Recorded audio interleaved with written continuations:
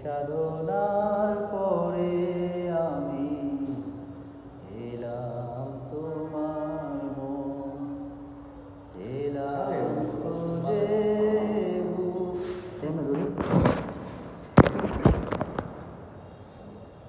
হ্যাঁ নাকি আপনি খাবেন? না না বড় ছোটটা তুলে তাই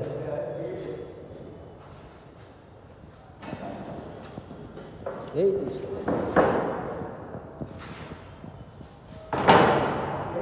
ওকে দিস ইজ গুড।